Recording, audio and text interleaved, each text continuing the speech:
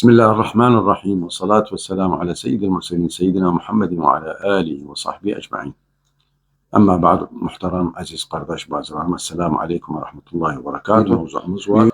Vel a'mal as-saliha fi şehr Ramazan. A'mal as-saliha, Allah subhanahu ve teala çok ameller var. İnsan bunu şey etsin. Birinci kalkmağımız evvelen suhur. Suhur etmek, bunda bereket var. Allah subhanahu teala dediğimizde ki bizim orucumuz ayrı bir oruçlardan farklıdır. O da kalkmağımız, suhur etmek.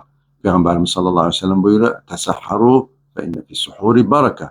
Bereket canı için, malı için, özü sıhhati için. Hepsinde bunu evvel şey etmemiz bu suhurdur.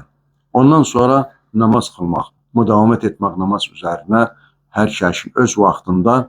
Bir de çok Kur'an okumak, bir de sadaka ve zekat vermek içinde, bir de dua elimizden gelsin. Daimen dua ile Allah subhanahu teala bu Ramazan'ı ki üzerimize geçirdiler. Her duayden şey dağın.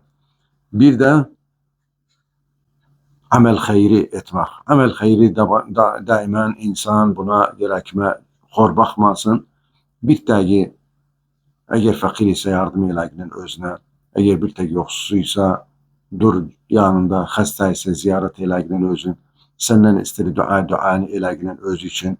Ve bunlar da aynı zamanda bunlar a'mal hayriye sayılı ve sanu da dediğimiz ki a'malu hasenatu mudaafat oğlu bunun içinde. Çünkü Allah subhanahu ve teala bu ay özüne ayetti ve hiçbir kimse de bilmez bunun ezinadı Allah'tan başka. Bir de taban biz indi 14. yağı 6 gün sonra geldik aşırı vakır. İtikaf her bir zaman oğlunu.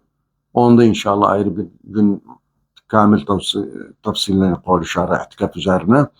İtikaf da etmek camide kalmaktı. Her bir zaman oğlu itikaf. İtikafı da mesela gelmek camiye. Girme onun beraber camiye. Sele nevaytul itikaf. Nanca kaldıysa içeride bu senin için itikaf sayılı. İtikaf da odur. Giresen içeriye ki enneme özü tek şahıssan. Kimseden ilaka olmaz. İbadatına, duauna, Kur'an okumağına. Nagarta kaldıysa o vakitte senin için itikaf yazılı. Hadi indi o itikaflar ki mesela bizler alışmışız 21 gecesinden başlar itikaf etmeye bir kısımları. Allah onlardan da kabul etsin, bizlerden de kabul etsin. Ve itikaf her zaman olunur. Bes itikaf Ramazan'ın ihtilafı var onlardan çünkü ecri çoktur içinde. Aqulu kavli hâzâ ve estağfirullah li ve lekum ve selamu aleykum ve rahmetullahi ve berekatuhu.